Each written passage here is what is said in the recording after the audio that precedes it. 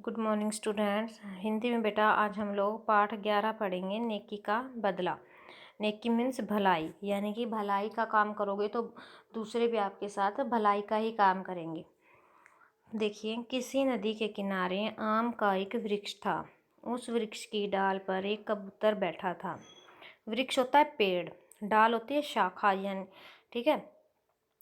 तो ये कहता है किसी नदी के किनारे, कोई एक नदी थी, उसके किनारे एक आम का पेड़ था, जैसे पिक्चर में दिखाया हुआ है।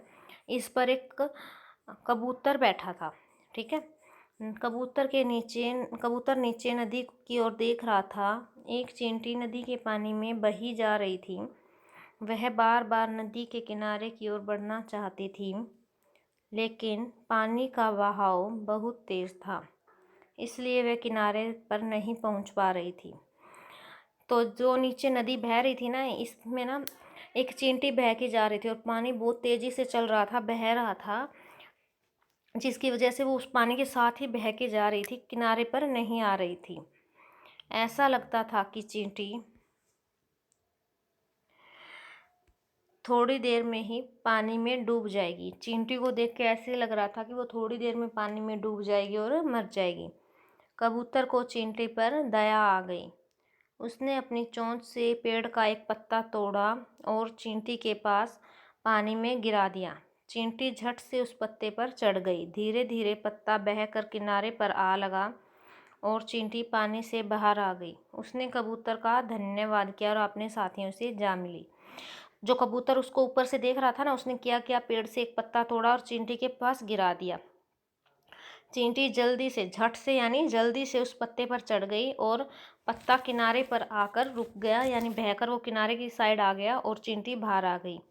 बाहर आते ही उसने कबूतर का धन्यवाद किया, यानी शुक्रिया, जिसे आप लोग थैंक्स बोलते हो ना, वो। कुछ दिनों के बाद एक शिकारी वहां पर आया। वह पेड़ के नीचे बैठ गया। शिकारी कबूतर पर बंदूक से निशाना लगाना चाहता था।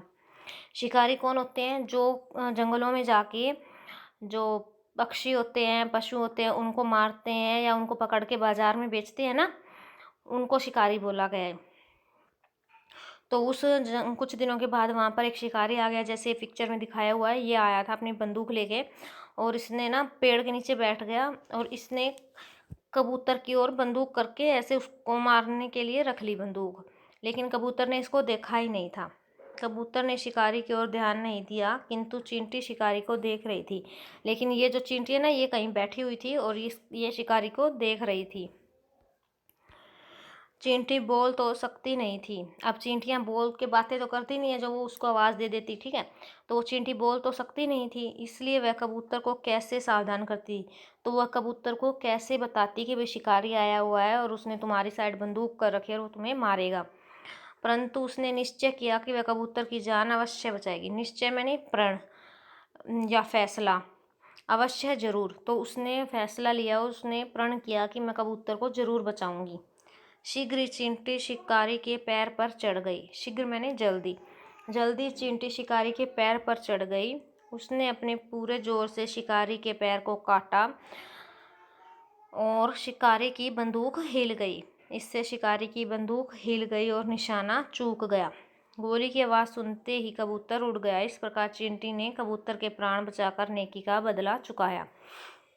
देखो, यहाँ पे जैसे कबूतर था और ये बंदूक इस शिकारी ने ऐसे कर रखी थी, लेकिन जैसे ही चींटी ने उसको काटा ना, ये बंदूक हिल गई और ये यहाँ चली गई और एकदम से निशाना यहाँ लग गया और कबूतर उड़ गया।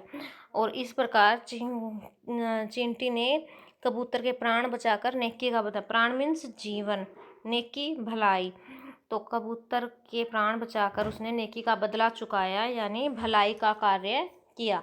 तो आज आप लोगों ने अपना पाठ 11 अच्छे से रीड करना है, उसको समझना है।